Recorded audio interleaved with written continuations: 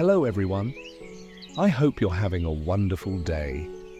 In today's video, we're stepping into one of the most emotional twists in Jack and Tu Tien's journey.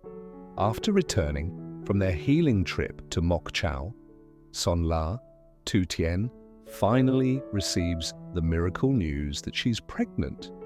But just when their family is dreaming about the future, a random accident at the market sends her crashing to the ground and rushing into the hospital, putting both her life and the baby's in danger. Is this really just bad luck, or the beginning of a new dark plan against them? If you enjoy this story, don't forget to hit subscribe so you won't miss the next videos. Morning light slips into the small farmhouse kitchen. On the table between Jack and Tu Tien lies a white envelope from the clinic. Neither has touched it. Jack eyes it warily.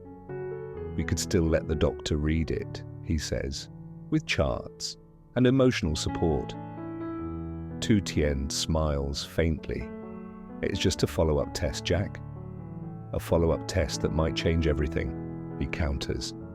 She breathes in, picks up the envelope, feels how steady her hands are now. "Whatever it says," she murmurs, "we face it together." "Always," he answers. She tears it open, unfolds the paper, scans the lines. Her eyes stop, her fingers tighten. "Jack," her voice cracks, "I'm pregnant." For a moment, the room is silent except for the ticking clock. "You sure?" he asks. She nods, laughing and crying at once as she shows him the page. "Positive test, hormone levels, congratulations from the doctor. There's a baby." "Our baby?" His chair scrapes back. He's beside her in 2 steps, arms around her, almost too tight. "We're having a baby," he whispers. Then louder, "We're actually having a baby." She clings to him. "After the surgery, I thought my body was too damaged," she admits. "I never let myself hope." He cups her face. "You survived something impossible," he says. "Why can't you do this too?" Her palms move over her still flat stomach. "We have to be careful," she says. "Every single day." Jack wipes a tear away. "Then our new niche is protecting you and this little bean," he says. "Step 1, I'm banning all risky stunts." That evening, they tell the family. Chaos explodes. Aunties shriek. Someone drops a bowl. Jack's aunt hugs Tu Tien and sobs. "Heaven finally pays you back." Vin thumps Jack on the shoulder. "Congrats, Dad," he laughs. "You ready to lose sleep for 18 years? Mai squeezes beside Tu Tien. "The kids in Tan Min will scream when they hear," she says. "Not yet," Tu Tien says, overwhelmed but glowing. "Let me get used to it first." Later, when the house is quiet again, they sit on the bed, shoulders touching. The envelope rests on the nightstand. "I'm happy," she whispers. "And terrified." "Me too," he replies. But at least this time the fear comes with a little heartbeat. "What if my body can't handle it?" she asks. "What if the surgery left damage we don't see?" He squeezes her hand. "Then we go to every appointment, follow every rule," he says. "If something goes wrong, we face it. If it doesn't, we're not letting fear be the baby's first lullaby." She lets out a long breath. "Then we give it hope too," she says. The next weeks settle into a new rhythm. Prenatal vitamins line up by her tea mug. Jack studies pregnancy articles like exam notes. He starts sentences with, "I read that in the first trimester," until she throws a cushion at his head. "At this rate," she says from the sofa, "this kid will be born correcting you." "That's the dream," he answers, tucking a blanket over her legs. They never go to the hospital alone.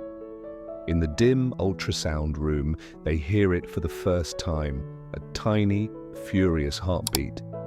Jack stares at the screen. That's ours, he whispers. Ours, Tu Tien says, wiping her eyes. Outside, sitting on a bench with street food in their hands, they start planning.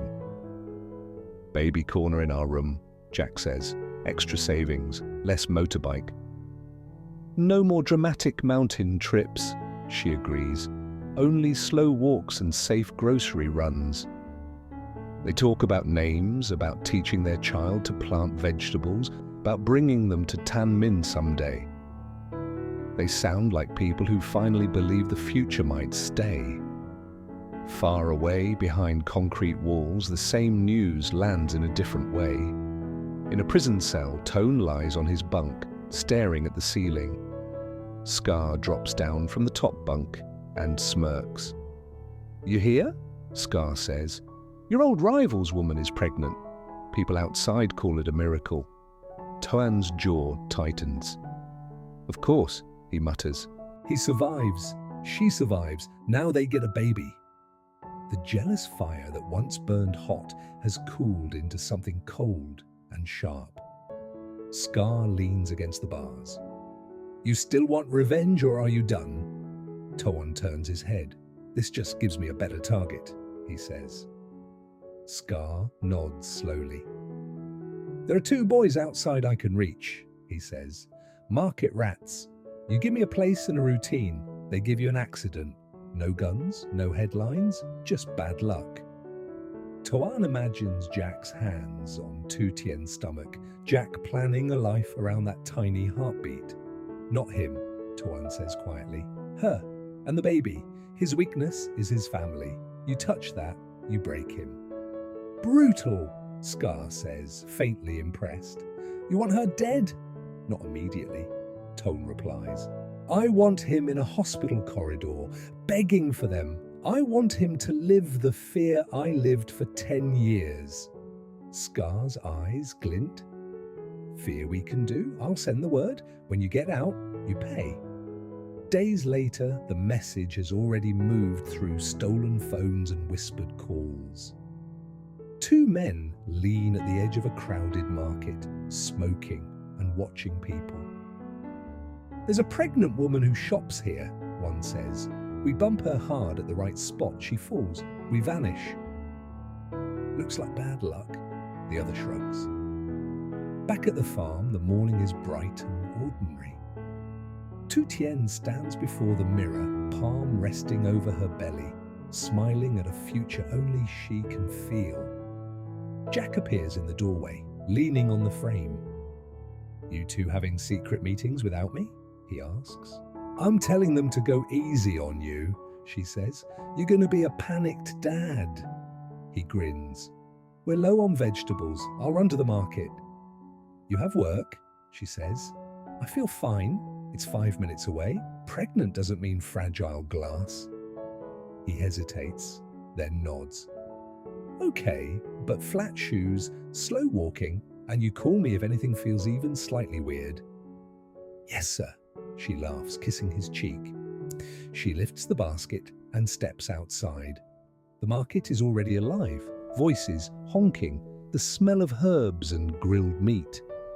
She weaves between stalls, greeting familiar sellers. Near the entrance, 2 men stub out their cigarettes and straighten, eyes locking on her. To everyone else, she's just another woman buying vegetables. To them, she's the center of a plan she doesn't know exists. Cannoli, the morning market, is already buzzing when Tu Tien arrives. She walks slowly through the crowd, basket in one hand, the other resting on her belly. Sellers shout prices, weigh vegetables, chop meat. The air smells of herbs and smoke. Morning, Sister Tu, the old vegetable lady calls. You look happier these days. Tu Tien smiles. Maybe I am, she says. I'll tell you why after I'm done, or you'll give me everything for free. The woman laughs and waves her on. Near the entrance, 2 men lean against a wall. One adjusts his cap, watching her. That's her, he murmurs. Green basket, hand on her stomach.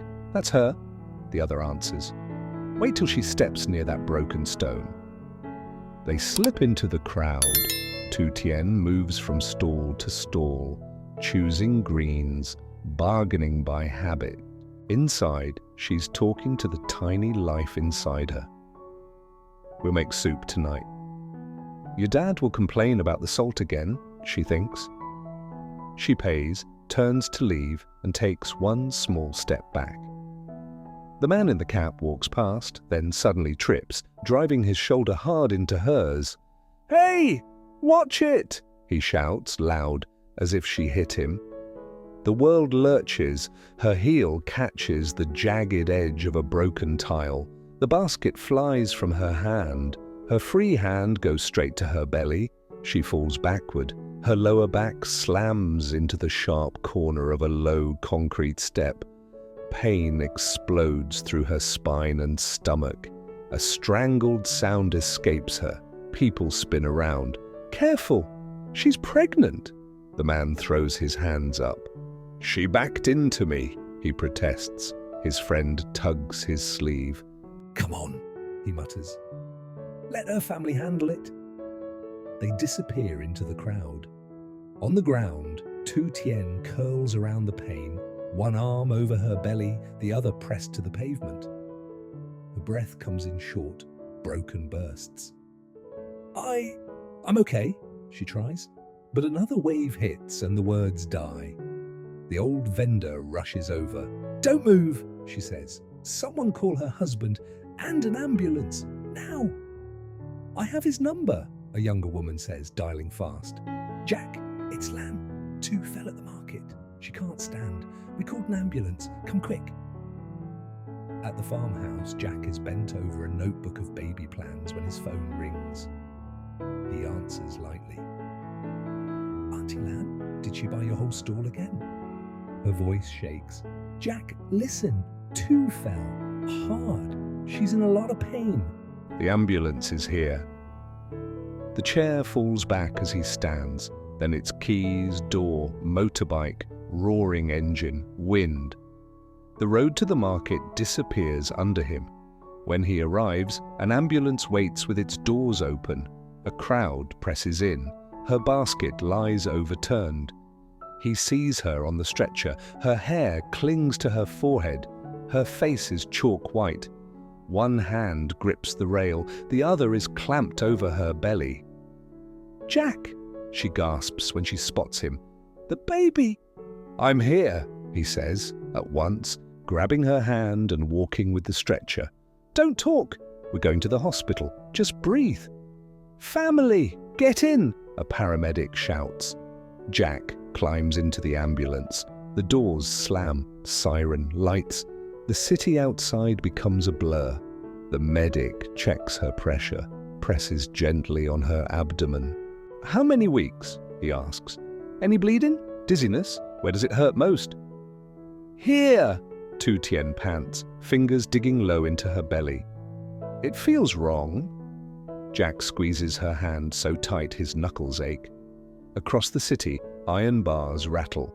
In his cell, Toan sits on his bunk. Scar drops down from the top bed, a small smile on his face. "You wanted news," Scar says. "The boys went to the market. Hard shoulder, bad fall, people shouting, ambulance, pregnant woman, just like we talked about."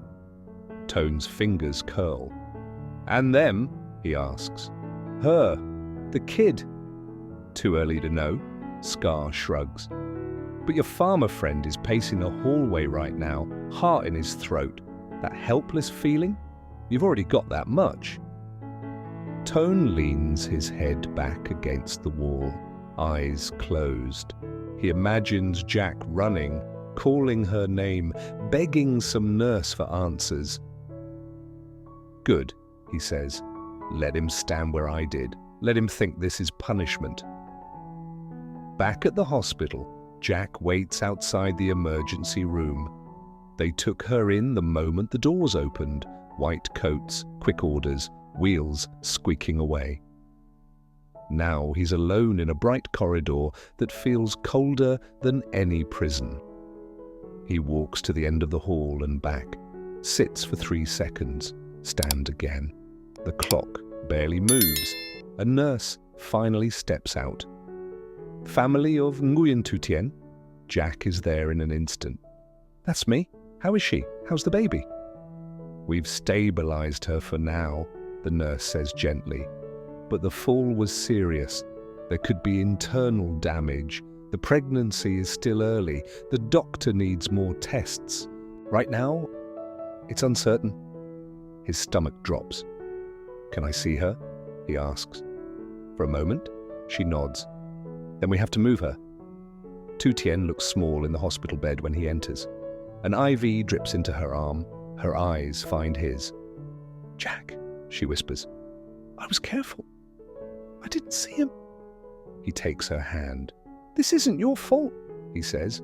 Don't even think that. The baby, she chokes. Did they say anything? They're still checking, he answers, forcing his voice to stay steady. Nothing is decided yet. We wait, we fight, like always. A tear slides down her cheek. I'm not scared of being hurt again, she says. I'm scared of losing them.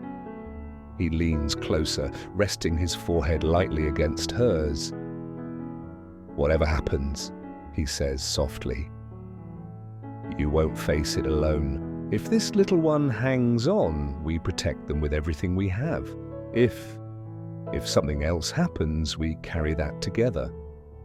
The doctor steps in with a chart. We need to take her for an urgent scan, she says. Sir, please wait outside. Jack kisses Tu Tien's forehead. I'll be right here when you come back, he whispers. They wheel her out. The door closes. He sinks onto a plastic chair in the hallway, elbows on his knees, hands clasped so tight they hurt. In his mind, he hears again the tiny, fast heartbeat from weeks ago, the doctor's word, miracle. Now all he can do is stare at the floor and repeat one silent plea. Please, don't take them away from us. After coming back from their healing trip to Mok Chau, Son La, Jack and Tu Tien finally received the miracle news. She is pregnant with their first child.